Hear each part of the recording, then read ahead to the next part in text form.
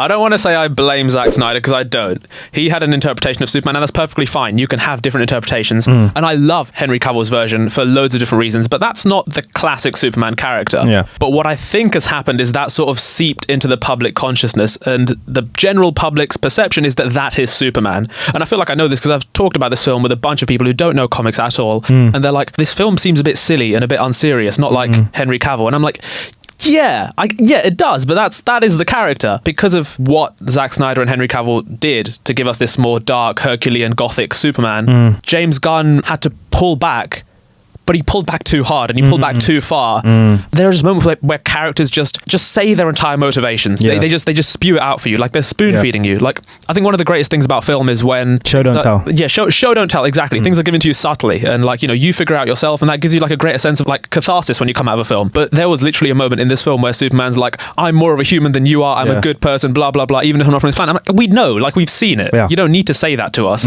There are moments like that of over exposition, over explanation, which just it brings it down for me. Just to kind of build off what you were saying, I think a lot of people will, like you said, like kind of almost blame Zack Snyder for it, but I do think that kind of perception of Superman stems much more than the Man of Steel depiction or Batman vs Superman. I think it goes back to kind of the early 2000s when even just sort of action films or superhero films started becoming, less goofy and more of these kind of grounded, more gritty, darker sort of depictions. And of course, Nolan had a huge part to play with that in, the Dark Knight trilogy. The Bourne films completely revolutionized the way action films were made, sort of that more kind of gritty, realistic versions. So I feel like that sort of darker, more gothic versions was a phase of comic book films that started in the 2000s and kind of stayed with audiences. I think people are still almost like shaking that off now, and they still haven't fully taken the plunge into, I think, what is a more sort of truer, more nostalgic, more kind of golden era